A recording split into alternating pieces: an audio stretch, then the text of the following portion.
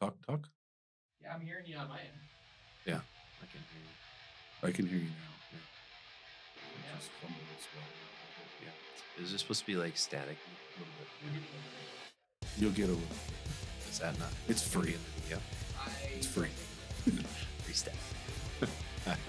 All right. Let's rock and roll. All right, everybody. Welcome back to Into the Lion's Den with your host, Ryan Karras and Christian Griffith. Today is a special day because we've evolved into very professional podcasters. Check out these sick headphones. Microphones. You know, if we didn't already have big enough heads, stack these huge microphone or Headphones, earmuffs on the side of our heads. We look like Hey Arnold. my head might as well be.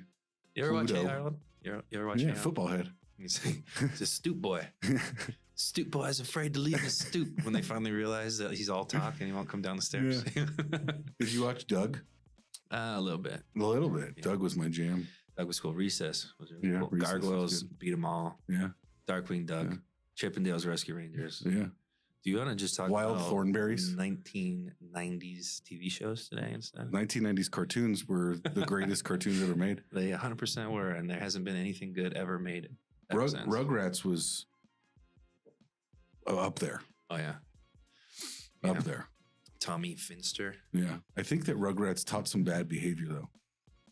There was always a good like reason behind the episode. So it was like bad behavior, and then it gets corrected because they screw up, Yeah. and then the parents forgive them. I mean, Well, it's the same thing about Disney movies until you find all of the hidden bling in the covers. I thought that was BS until I found one of the VHS movies. 100% real. Little Mermaid. Yeah. And I was like, okay. Yeah. The priest gets a boner. You understand that's worth a lot of money, right? The VHS, the original VHS, The one with the phallic element. Yeah. Yeah.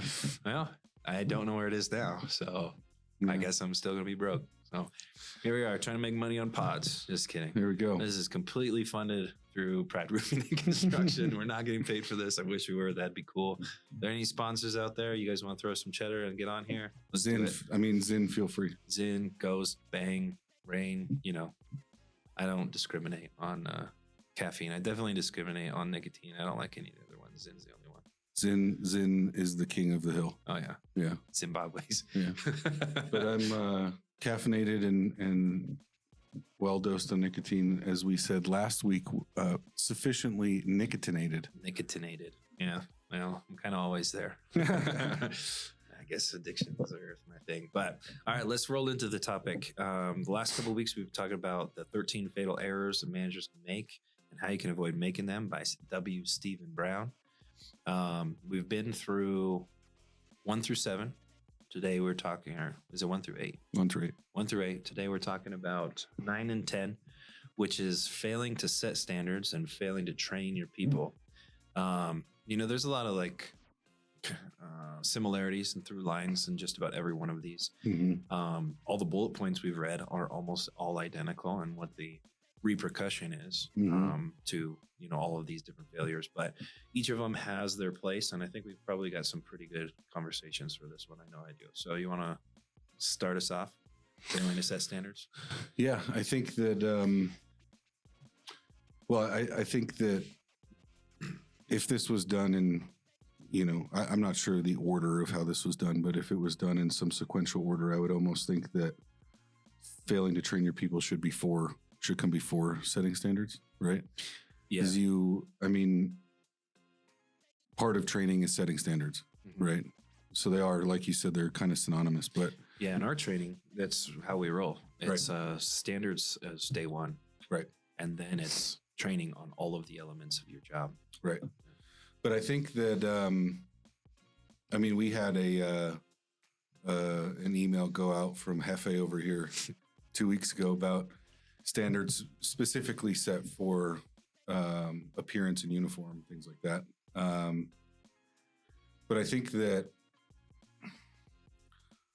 I'll specifically say for this industry as a whole, I think that there's a gigantic failing of standard setting for this, just the roofing industry as a whole. But setting standards, I think, is it's kind of like putting up bumpers in a bowling lane, right? Yeah. That you can bounce off of, and they'll always redirect you. But I think that standards are, at least at this company, taken very seriously. I mean, even just from the simplicity of appearance, right? But I think that I look at standards in a simpler format. I've compared parenting to managing, right? Which is, I think they're kind of similar, but a kid set without standards is usually one to run riot, right? And I think that setting basic standards of expectations, operational standards, decorum standards, communication standards it's not sexy, right? So I think that especially this day and age with a lot of the, I don't know how to appropriately say it, but the more free type of, governance of people's autonomy, I guess you could say. Work from home, wear what you want, do what you want. Wear a professional shirt on your Zoom camera, but no pants. Yeah. The no pants dance. But I think that I guess I've kind of seen the standards of a lot of things drop just around me, not necessarily here, but just around me in businesses in general, how they communicate with customers, how they dress, how they present themselves. But I think that for us, when I do training for all the new guys that we bring on, there's a reason why that's the first thing we go over, right? And it's reiterated multiple times over and over and over throughout the week. And then one thing that I was thinking about in this book that we haven't necessarily addressed very well is we've focused a lot on the errors, but not how you can avoid making them as much, right? So when I think standards, I think very military. I just think SOPs. This is the standard operating procedure. In my opinion, that should be, if you're starting a business, I think that you should write a business plan, and your second thing should be standard operating procedures. Yeah. Right. That's like, and those are what you operate by, rain or sun, bad times, good times. We don't deviate from the standard operating procedures. Yeah. Right. But I think it really, you can kind of see, into the future of a business based off of the way that the people that you're interacting with that, represent the business, uphold themselves, right? What standards they show to you, right? As a client, if you have 3 people that are campaigning for the business, let's call it roofing, right? Because that's what we're most familiar with, right? But if you got 3 of them that show up, and all 3 of them have different standards by which they're operating at your dinner table, they're going to see that, and they're going to feel that, and they're going to understand, and they're going to put a label on this business based off of the way that they're presented, their personnel is presenting themselves. So I think it should be one of the first things that you really boil down and deduce and say, this is how I want our company to be seen. Right. And then you write the script from there. And you kind of nailed it on the head.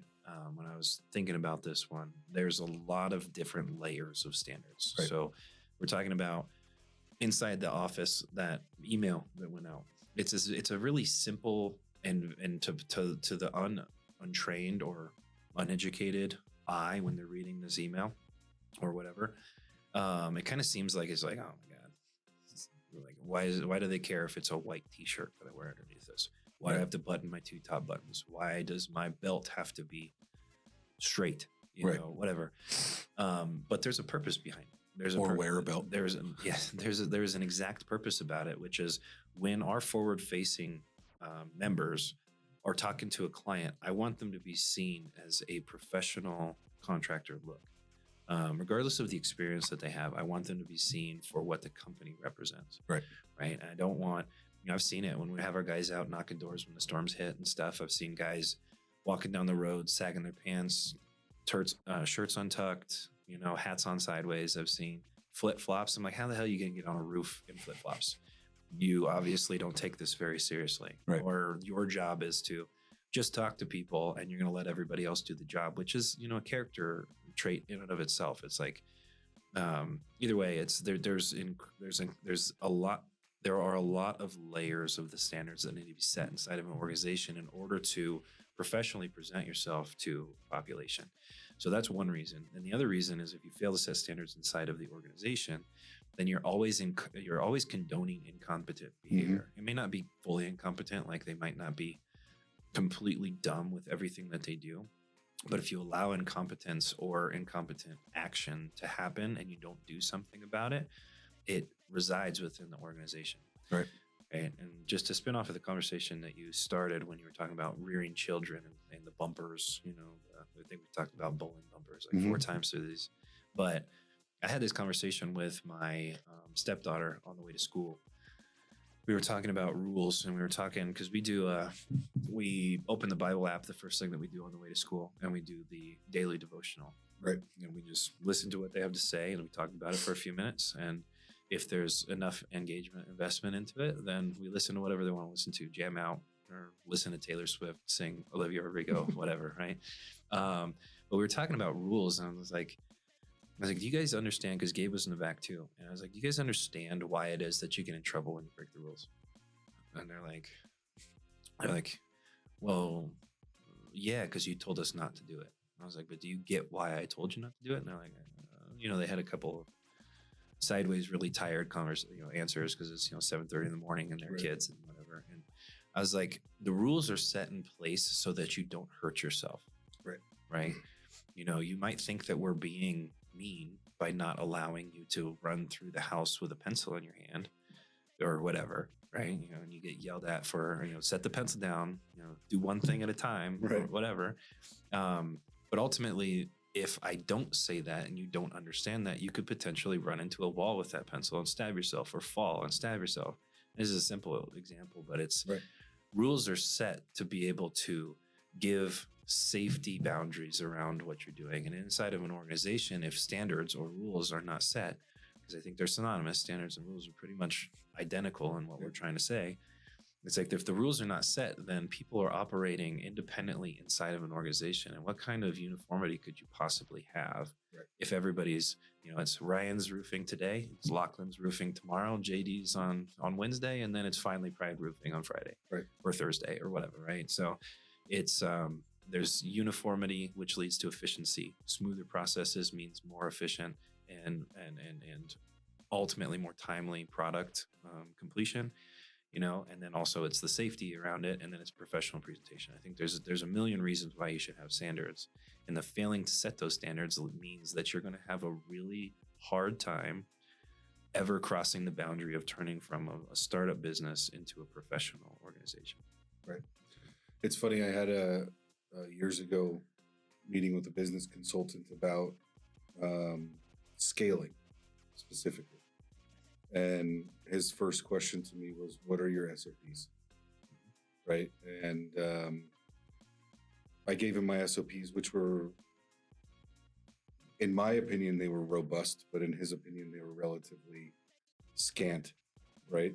He was like, this is it? I was like, yeah. He was like, all right, we're going to redo it. Right. So, I mean, I had, like, for instance, one of my standard operating procedures for every employee at my gym, the whole front of my gym was windows. So one of my standard operating procedures was, if we see somebody coming into the building, which is pretty easy to see because the parking lot is directly out front, then we go and open the door for them, greet them by name, ask them how their day was or is, right? And it was mostly tasked to the interns or the the lower level people, but I would always get like, do we have to do this for everybody? I'm like, yeah, everybody. And they were like, why? And I said, because nobody else does it, right? And it's one thing that we do that I've heard tremendous amounts of feedback on, right? That impacts people differently. It's a very small gesture, right? But this is the standard, right? This is my expectation. So I had, when I had this consultant that I was talking to about scaling, he said the first step in scaling is bulletproof standards. You cannot scale anything if there's not standards in place and if those standards are not bulletproof. So his reasoning behind standards was he made me chart it. So he said, this is the standard. This is your why, meaning my why as the owner. This is the why for the employees. This is the why for the client. And this is the how, right? So I needed to understand what the reason why I wanted to do this, the reason why I wanted them to do it, and the reason why I wanted the customers to receive it this way. And then I had to give a bulletproof training on how. How do we do this? How do we do it so it's repeatable, scalable, and easy enough for anybody to pick up, but impactful enough that it becomes something that's standard and separates us from somebody else.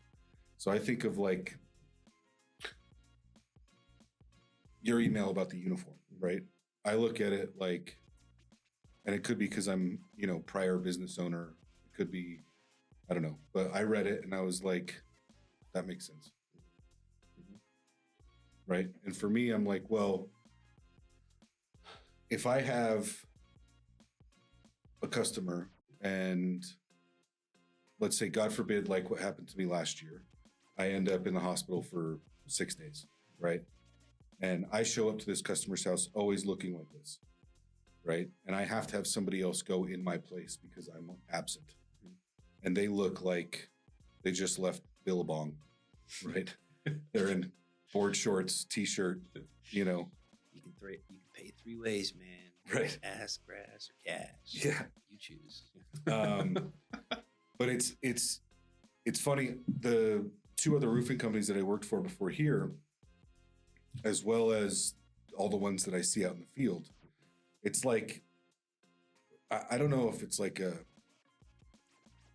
their perception of being casual or like relatable, maybe, but they're like board shorts, Air Jordans. I think it's lack of vision from the top down. Well, I think it's in a sense, yeah, and I also think it's lack of pride. Yeah, right. I mean, it gives you a sense of pride. I mean, it makes me feel good when our suppliers, say things like when they take us to lunch and try to make sure we buy all of our products from this particular supplier and stuff, and wine and dine us or whatever you want to call it. And they're like, man, you got to be a bodybuilder to be there, or you guys always look the part. Every one of you looks the same. I was like, yeah, they're supposed to. That's the point, right? You have to separate yourself from one way or another, and our forward face always has to be professional. And it has to be the perception that the organization wants it to be. Right. And it's not just, think about that same example that you just said. It's like if you have to be gone, call it not even 6, call it 12 days, call it 24 days. Right. If you miss the standard of how you were supposed to input data into the computer, the next person that comes in to assist you, because our team, Pride Before the Lions, the motto, and they go in and they go to help you and make sure that you keep your client happy. They're literally going to have to spend 2 or 3 or 4 hours investigating what you've done to this point in order to maybe deduce how they can help. Right. That's not efficient. Well, they by having a lack of standards yourself, you handicap anybody in their ability to help. Yep. Right. And it's always in part of the hardest, not part of the hardest part of continuing the standards and keeping them there is making sure there's no weak links. Right. And the way, and I talked about this in Monday's meeting, and I was, because I'm always preaching best practice, and let's automate, delegate, eliminate everything that we can. Let's do the X, Y, and Z. When I say best practice, we have a way of doing business where we can automate certain things and we can assist you, but only if every link in the chain operates by the same standard. If one person fails, the whole thing breaks. Right. That's a big deal. So we're pushing towards an evolved, technologically advanced style of doing business, but we can't do that if we have one person hanging out in the woods. Shopping a Billabong every day. Yeah, it's so when we look at, I like to look at things like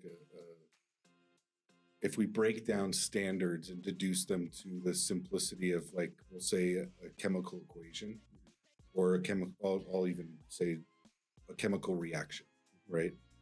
Is that I understand that if I mix this chemical with this chemical, the standard of this mixture is this. And I understand now that if I mix this with this, the standard is this. And I know that if I mix this with that, the standard is that. If I mix all three of these together, the expectation of the standard of these three concoctions is going to be X. It's predictable, right? So I know that, like, when you say kinks in the chain, or, you know, a smooth running chain, you think about, you remember those old, I forget what they're called, the slideshow machines that run in a circle, right? And you press a button and it goes and then puts the next picture up, right? Next one, next slide, same thing, puts the picture up. If you look at, like, when somebody creates that machine, they are breaking down the standard of this little mechanism to do this, the next mechanism to do that, the next mechanism to change the slide or shuffle it right? And that's the standard, right? And if I have all of these components reach that same standard, it will execute and fully show all these slides without issue, right? So you look at, like, 30 slides in, let's say kinks, or there's a bend in something, right? The whole system breaks. Or even, you can even not go further than the machine. Think about the picture. Right. What if you put the pictures in the wrong order? Right. Right? It's like you're trying to teach whatever it is, Yeah. evolutionary biology, and you put, I don't know, you put Neanderthals before you put single-celled organisms. And you're like, okay, so we went from this to this and back. It's like, I'm not preaching evolution here, Right. but I'm just talking about, like, it doesn't make any sense. Right. So you're teaching and you're allowing something to be in existence that's in the wrong form and fashion. And Right. then it gets, if it's like anybody's business that you want to keep it going. The idea of doing business is to continue doing business. Right. So if that stays there and it doesn't get corrected, everybody's going to think that the opposite is the right way to do things, and it's just going to evolve. And there's going to be people doing it right, and there's people doing it wrong, and then they're going to butt heads. Right.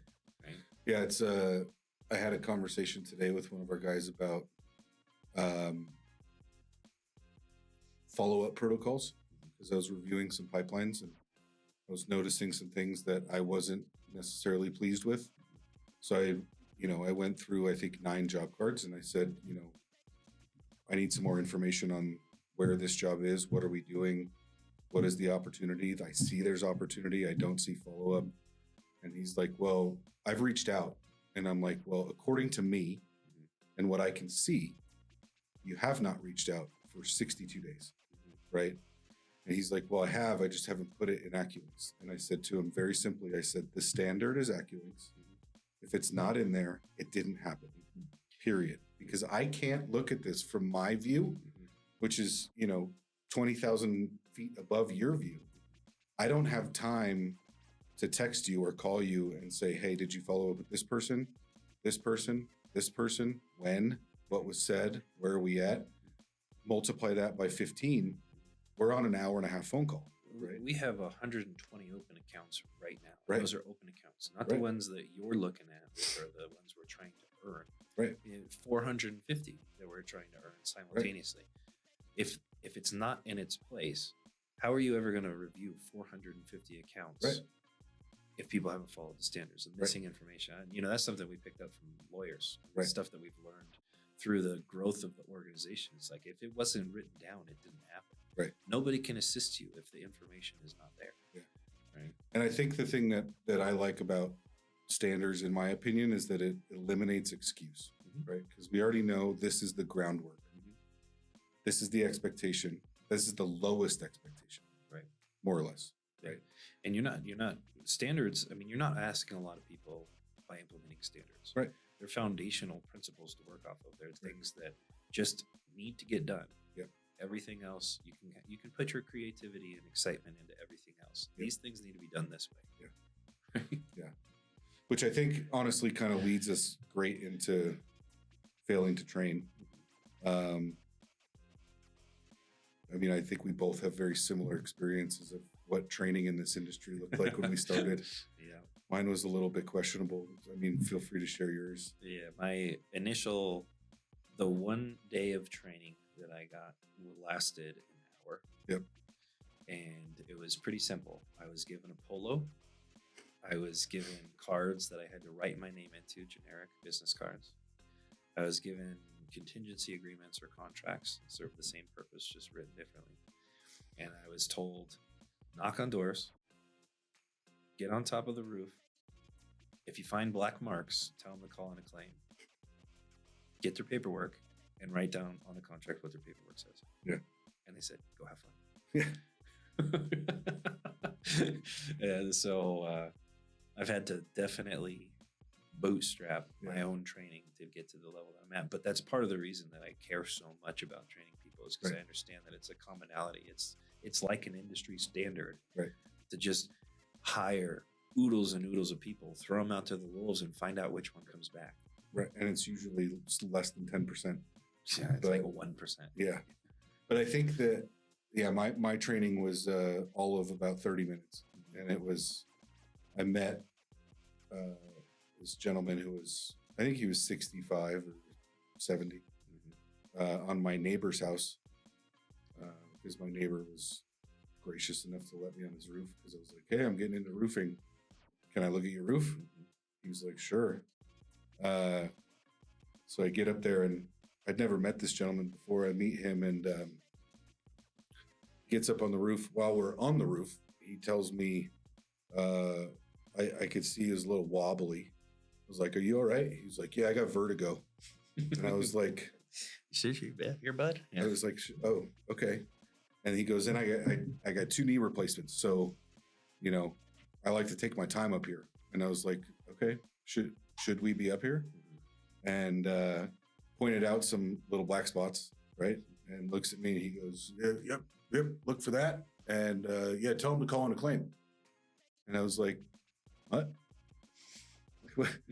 I don't understand. And I had to spend a good amount of time teaching myself, first off, how to qualify a customer a little bit better, right? But really what to look for. Now, I was lucky because the first storm I worked was in Oklahoma, and it was the easiest hail damage in the world to find because the hail is 4 inches. Yeah. So it literally went through people's roofs into their living room. That's not hail, that's ice bricks. Right. But it was, what I appreciated about that is I got to see the frenzy, right, of Texas roofers and Oklahoma roofers going at it. But I think one thing that I take a lot of pride on here, and I know you do too, is the amount of training that our guys get. Feedback I've heard from people from other companies who have come from other companies, I should say, is that it's like 100 times what they got anywhere else, right? And we put a tremendous amount of time and effort into it. Yeah. Well, the way that I look at it is when you employ somebody, right? Like you have a contract between you and them, right? It's like, you're going to serve this purpose and I'm going to pay you this much to do it. That's the transactional part of it. But if you look at it, every person that you hire is an investment. Because theoretically, they can aid in the progress of your goals. Whatever position they sit in, either way, theoretically, they're going to make it easier to attain your goals. Why in the hell would you not give them everything you possibly can to be successful? Right. It's like you want them to become an expense. Right. Because they are expensive when they first start. They're not producing anything. They don't know anything. Their first couple weeks, months, maybe even first half or the whole year, depending on what job that they're doing, you're pumping money into their growth, right? And then they start to turn into a return, right?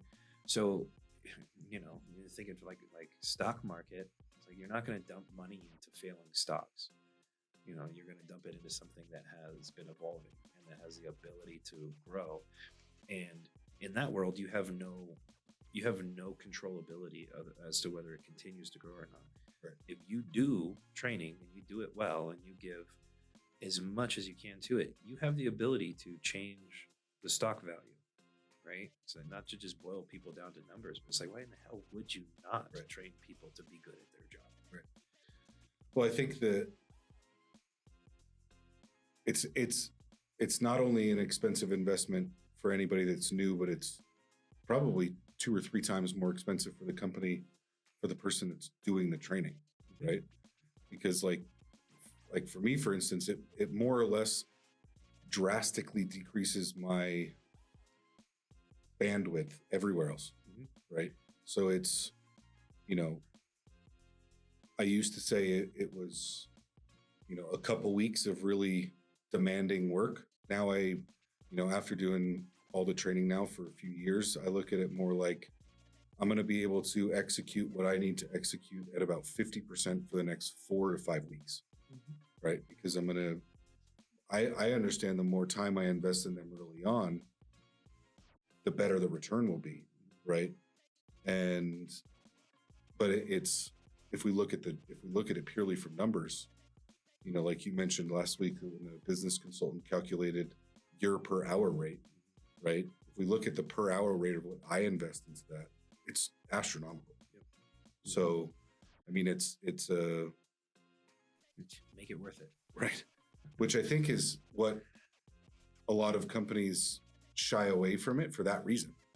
It's because they're like, well, who's going to train them? Yeah. And it depends on the level that you're on as an organization too. Right. Like as businesses grow, they inherently develop smarter training strategies because they have more money to be able to create smarter training strategies. Right. Here, you know, we're still, you know, we're on this growth curve, but we're still down in the lower end of it. We're not on that high end of the hyperbola or the parabola. Hyperbola. But anyways, you know, it's like the company doesn't have the amount of money to be able to have a training manager to do that one job. We also don't have enough money to have a sales manager who doesn't produce personally. Right. So we have people who have dual purpose. And in your case, it's tertiary, tri-purpose, whatever you want to call it, because you have to produce personally. You have to manage the team and you have to train people simultaneously. Right. It takes a lot of coordination. It takes a lot of support from people around you. It takes a lot of opportunity away from you to do the job. Now, it's the position that we're in right now. Is that where we want to be in 5 years? No, we want somebody assigned to it, but we're not going to be able to do that unless you do this job, right? Unless you train and develop an army of people doing the job to the standard we want them to do the job. They're effective. They can be sovereign. They can be independent. At that point, we can do anything we want to. Pretty much. You know, we can scale. We can move. We can do whatever we want to. We could take on a whole nother leg of business if we wanted to. That's where growth really comes from. So the juice is worth the squeeze when it comes to training, and failing to train people is like you're just pitching money down a hole.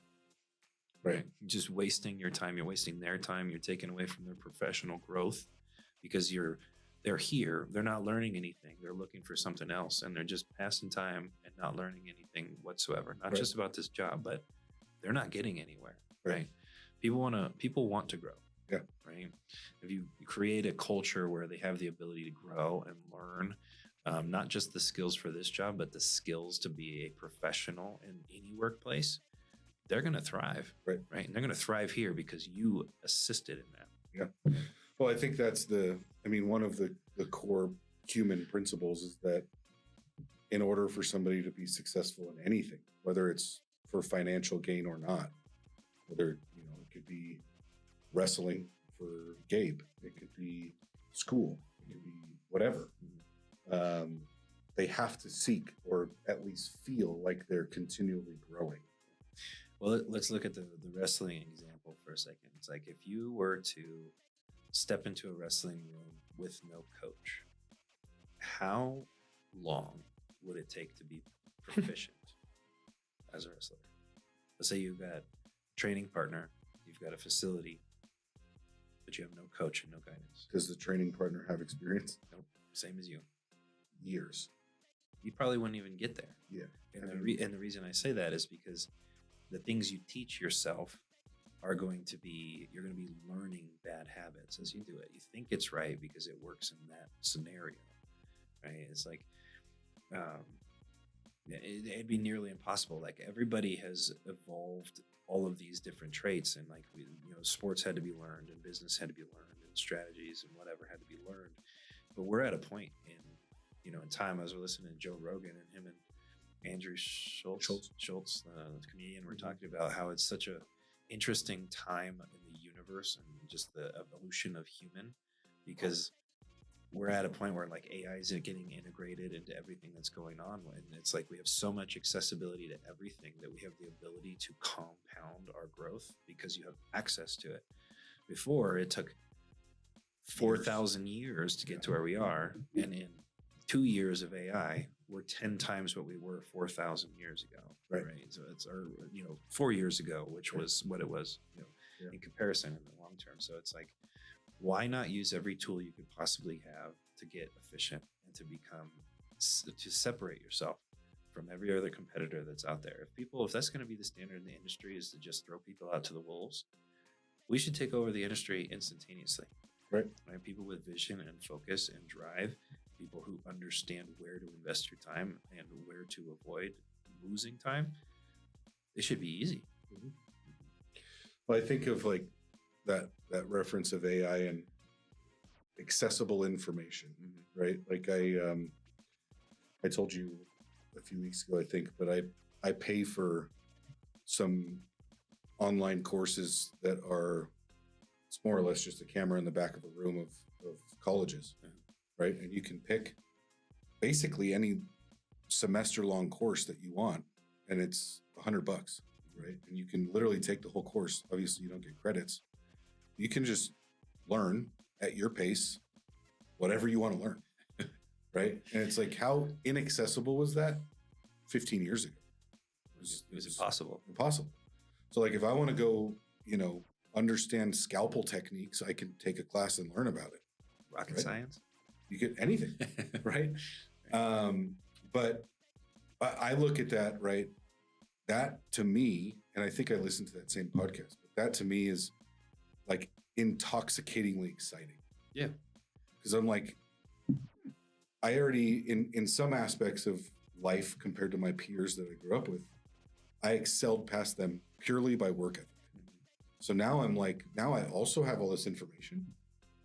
It's like, so I can compound this, like they said, and I can shorten the time between me learning and me mastering just because of accessibility. Right. So how many more things can I master? Right. Yeah. If we look at, I think we've hit every one of the bullet points on here without even looking at the page. Yeah.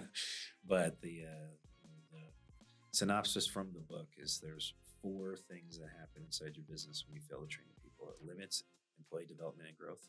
Nailed it.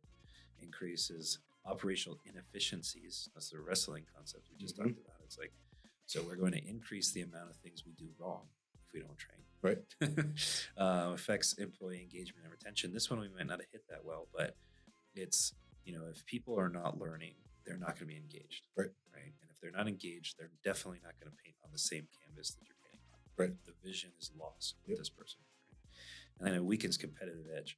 Hell yeah, it does. Yeah. You have people who actually apply training, and their guys go out there. They're sharpshooters. They're in the hills. They're not bullet catchers. Yeah. Right. They're out there doing it the exact way that has been successful. And you're wondering why they're taking over territories. Because they're training. Right. They're prepared. They look the part, they speak the part, they act the part. Exactly.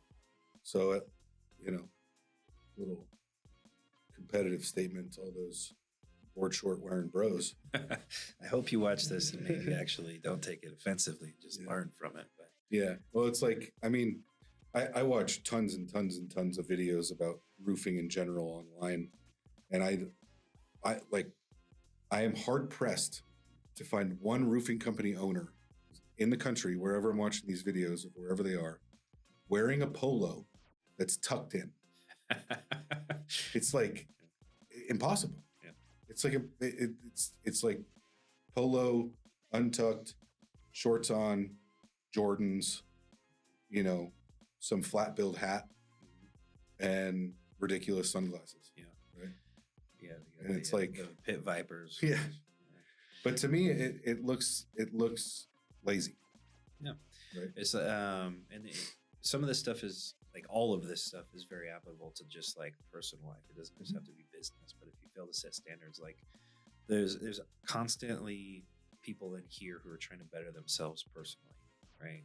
Your best salespeople, just covered my mouth. Your best salespeople are the ones that take care of their body. They set standards for themselves. They go to bed on time.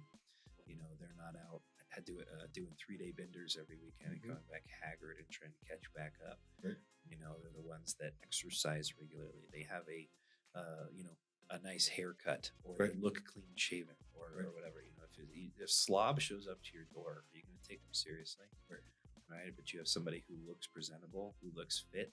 That instinctively tells you that this person cares. They care about their look. They care about their appearance. They care about their health. They're probably going to care about what they're trying to sell to me too. Yep. Right? Those are standards. They set standards for themselves personally, and they become better professionally for it. Right? Yeah. They it's funny, I saw a Instagram post today that it was like, meet your world's leaders of healthcare. Yeah, the world is upside down. And it was like I've seen this. 15 countries. Yeah.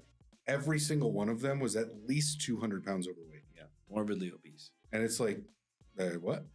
Well, I mean, if we really want, we should go Joe Rogan with this conversation, because it's like we're talking about this. They're just trying to perpetuate big pharma, Right. So it's like 90% of the ailments in the entire world could be gone within a decade if people just exercised on a standard routine And ate relatively well. Yeah. Right. I mean, it's like, but yeah, I there is something to be said. In a sales group I'm part of as well, somebody asked a question a few months back that got some very mixed answers, appropriately so, but it was like, would you respect or listen to a sales leader that was overweight and sloppy? No. That was just the question, right? That they just posted in the group. Nope. And there's like 500 comments, right? Yeah. You know, people arguing back and forth about like, you know, how dare you be segregatory to people that are overweight? You are fat shaming. Right, fat shaming and all this other stuff. But It doesn't have to do with his weight. no, It's his appearance. Right. It's his lack of care for himself. Right. right. And it's like, you know, it's my daughter asked me the other day, she was like, Daddy, why do you still go to the gym so much? And I said, so I can live long for you, sweetie. Right. But in like, the real reason for me is because it's one of the highest forms, in my opinion, of self-respect, right? As the Bible says, your body is a temple, right? Treat it as such, right? I don't eat milk because milk fucks me up. You don't eat milk. Drink milk. I don't eat milk products. Curdled milk. Yeah. Yeah. Well, just Shout out your to- lactose. Yeah. Shout out to Bucky, who drinks milk from the back of his truck that has been back there for 3 days at summer temperatures. But it's the cardinal. The way you do one thing is the way you do everything. Yeah. Right. Exactly. It's going to bleed. That personality, that persona, that character bleeds into everything Yeah. you do. So, you know, if somebody's trying to get a job here, right? Come looking professional. Yeah. Yeah.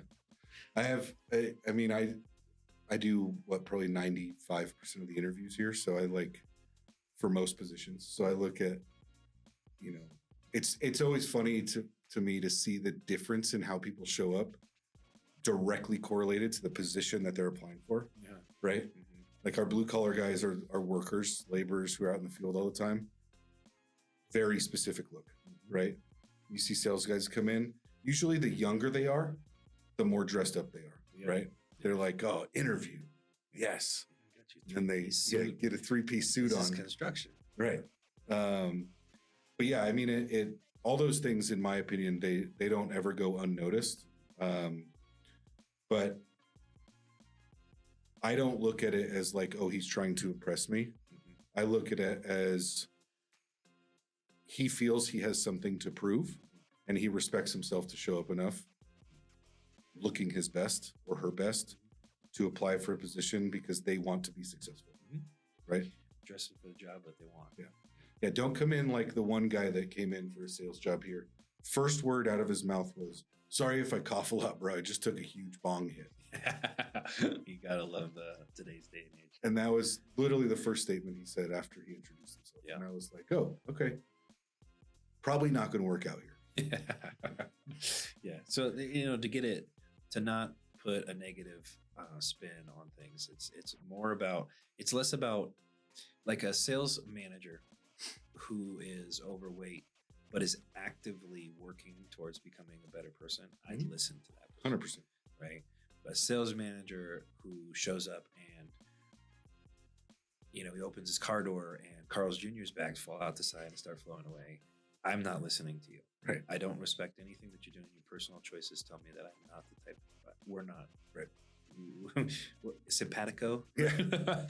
We're not simpatico. Yeah. We're not on the same brainwave. Yeah. So it's not about just that. It's more about where are you going and why are you going there? Is that a boat I want to get on, or should I stay on the shore? Right. Yeah. Right.